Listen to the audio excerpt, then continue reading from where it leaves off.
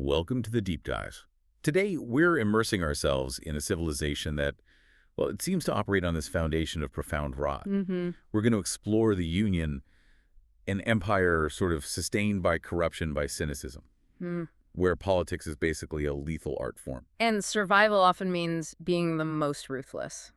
Or maybe just the most useful. Exactly. Huh. So how does a society even function when its nobles are mostly about vanity, its government is deadly, and maybe its most effective figure is a disabled, deeply cynical torturer? It's a fascinating setup Yeah. defined by these incredibly flawed people, and that's precisely what we want to analyze today. We've got a rich set of sources focusing on the Union. Powerful, yeah, but definitely crumbling. Right. And we're looking at the collision of three key figures: Logen Ninefingers, the survivor, Inquisitor Glokta, the cynic, and Captain Luthar, the social climber. Our goal here isn't just to retell a story. We want to really dig into the dynamics of this decay, understand the sort of violent pragmatism needed to just survive in this world. And the painful architecture of state power, right? Especially through Glokta. Yeah, and the plotting of Arch-Lector Sult, and then how this ancient magic Bayaz, first of the Magi, just lands and turns everyone. It's a matter if you're a champion or a barbarian. Turns them all into pawns.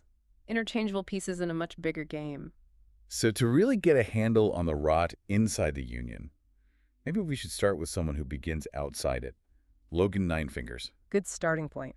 We meet Logen in, well, utter desperation. He's wet, wounded, lost his gear, facing almost certain death in the mountains after escaping some disaster. And let's talk about his core identity. He doesn't think of himself in grand terms. It's that inner monologue, that one brutally honest line. Say one thing for Logen Ninefingers. Say he's a survivor. That's not just a saying, is it? It's his operating principle. It allows for, well, total ruthlessness when necessary. And that pragmatism, it's key to him just staying alive. It dictates everything, even the really hard choices. Like looking back at the camp where his friends were lost, there's no, oh, maybe I can find them. It's instant calculation. He tells himself, you have to be realistic. No room for sentiment when you're starving or freezing. Yeah, the choice boils down to something incredibly stark. Dead in the north or alive in the south. And he concludes, well, that was no choice at all. Survival overrides everything. That no choice idea is interesting. He's also running from his past, isn't he? This reputation, the Bloody Nine. Oh, yeah. A name tied to sheer brutality in battle, being unstoppable, but also being hated and hunted and cursed. It haunts him. But he's honest about it sometimes, at least to himself and occasionally others. Right. When he's pushed to talk about his past, he doesn't just give the hero stories. He admits he's been ruthless and brutal and a coward. That's quite a mix. He seems to crave a simpler life, where his choices don't matter so much, where he can just focus on, not dying. But his skills, his sheer ability to survive, paradoxically make him important. They pull him into the bigger, messier picture. Which is exactly what happens when he runs south and bumps into Wise. Bayaz, the legendary First of the Magi. Yep. Bayaz and his apprentice, Malachus Quai. And this is the moment Logen's world, Axe's cold survival, collides head-on with high magic and empire-level politics. And Quai gives him that pretty stark warning, doesn't he? Something about not speaking with devils. Yeah, in a feverish moment, he warns Logen it's forbidden to speak with devils from the other side. It immediately links Logen's violent past with whatever dark, ancient forces Bayaz might represent. So our simple survivor gets shoved onto a much bigger stage, just escaping death to being maybe a tool of destiny. Quite the jump. It is, and that's a perfect bridge, actually, because if Logen is the outsider dragged in, our next character is deeply trapped inside the political machine, Inquisitor Glokta. Glokta, his story is just layers of dark irony. He was this dashing swordsman, a war hero. The best, yeah. And now, his entire existence is defined by chronic pain. It's literally the rhythm of his life. Click, tap, pain. It's how he walks, how he experiences every moment. Even climbing stairs becomes, in his words, an adventure. It shows how utterly his body has betrayed his former status, his former self. And this constant agony, it fuels his methods in the Inquisition, doesn't it? Makes them terrifyingly precise. It's not just about breaking bones, it's psychological. Deeply so.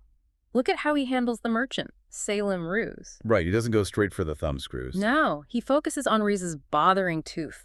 Just a small thing.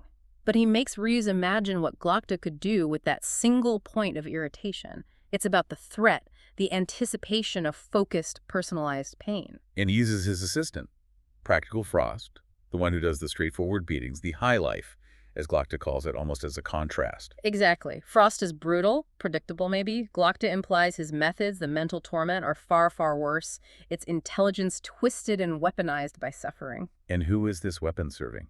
The ultimate political operator, Archlector Sult. You have to understand Sult to understand Glokta's role. Sult is head of the whole religious political establishment. Think, Machiavellian prime minister, maybe?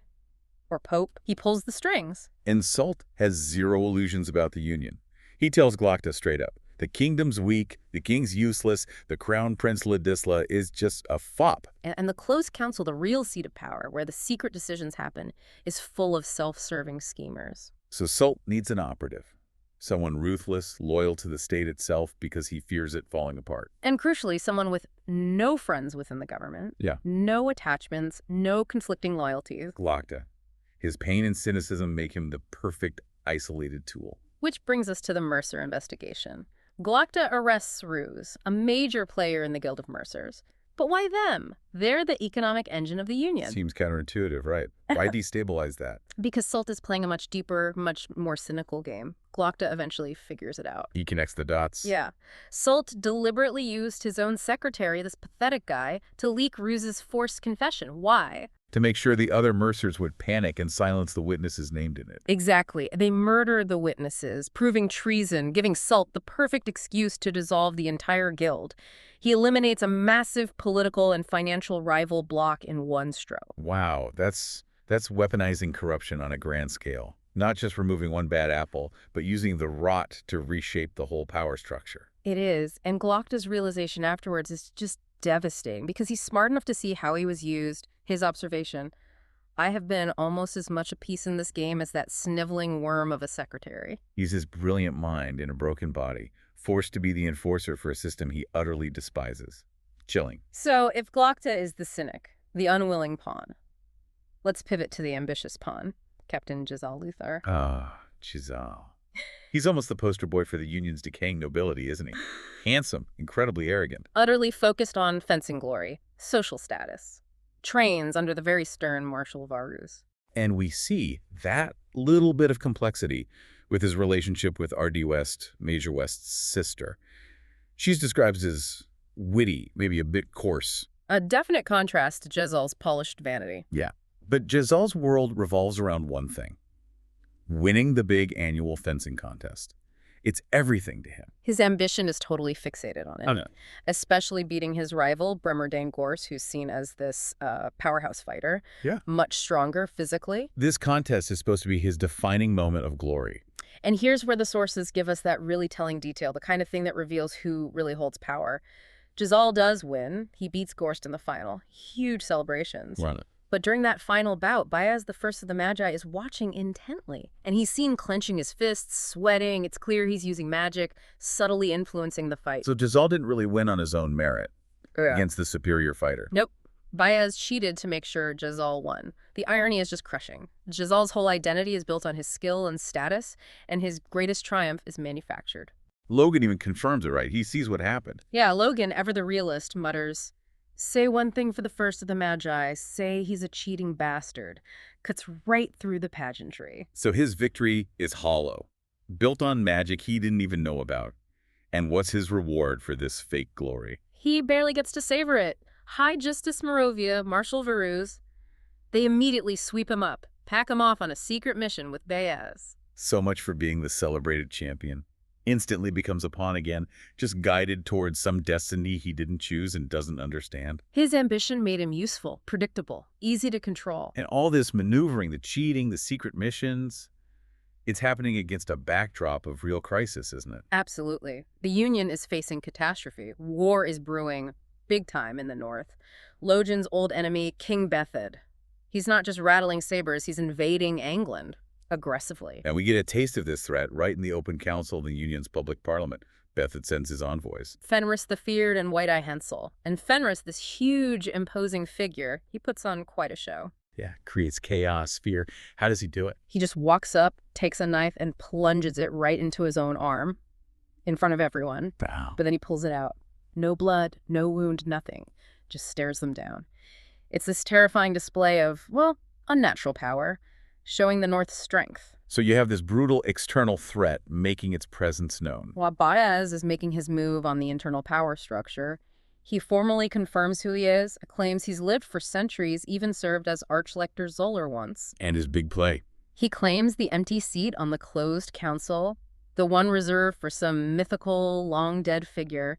He literally walks in and takes a seat at the highest level of secret government, an ancient wizard inserting himself into modern politics. Wow, okay. And the confirmation of just how powerful Baez is comes later, right? The House of the Maker. That's the kicker. He takes Glokta, Logen, and Jezal inside this sealed, ancient, forbidden place. Describe that again. It's bizarre. It's this vast space, giant metal rings rotating around a huge black sphere in the center. Jezal is totally freaked out, disoriented. But it's the physics that Glokta and Jezal notice, isn't it? The impossible stuff. Exactly. They realized they went up a huge height inside this tower, but there were no stairs, no steps. And the time distortion. That's the clincher. When they come back out into the courtyard, Glokta notices the shadows haven't moved at all. They were inside for ages, but outside, maybe only a second passed. So Baez isn't just powerful, he's operating outside the normal laws of reality. Time, space. He bends them. Which makes him incredibly dangerous. He's not bound by the rules everyone else lives and dies by. And Glokta, having witnessed this reality-bending power, Yeah. what's his next assignment? His reward. Archlector Salt, still determined to undermine Baez somehow, sends Glokta off to the city of Dagazka. Oh, I did Dagazka. To investigate Baez, find dirt, find anything Salt can use to discredit him. And Dagazka is not exactly a safe posting, right? Not at all. It's under siege. The Gurkish Empire from the south is attacking, with ships apparently bigger than these Union ones. So Glokta, crippled, cynical, is sent to a war zone to spy on a time-bending wizard. While the Union crumbles, the stakes just keep getting higher. So wrapping this up, we have these three incredibly different lives intersecting. Logen, driven by violence, just wanting to survive. Glokta, defined by pain, trapped in cynicism. Jezal, fueled by vanity, blind ambition. And ultimately, they're all caught in this web. Glokta is manipulated by the political master, Salt. Logen and Jezal are manipulated by the ancient power, Baez. They become tools, basically. Logan's useful for his fighting skills, Jezal for his noble status. Exactly. Baez uses them purely to advance his own agenda, their individual suffering, their triumphs. None of it really matters to the powers moving them around. It's all about utility in this clash between ancient magic and, well, modern governmental decay. And as you, the listener, navigate your own complex world, maybe full of conflicting information, think about this final point. It builds on Glokta's knack for investigation, even when faced with the truly bizarre. Remember when Glokta examines that body? The one killed by Savage, clearly human bite marks. Something deeply unnatural. Yeah. And the official expert, the Adeptus Physical from the university, the height of Union science and reason, what does he conclude? His official report states the cause of death was human teeth marks. Just states the obvious fact, but misses the terrifying implication entirely. So what does it mean when your most educated experts, your voices of logic, can't distinguish between a simple forensic detail and a horrifying, potentially world-changing truth? Sometimes the simplest fact can hide the deepest and maybe the most dangerous mystery.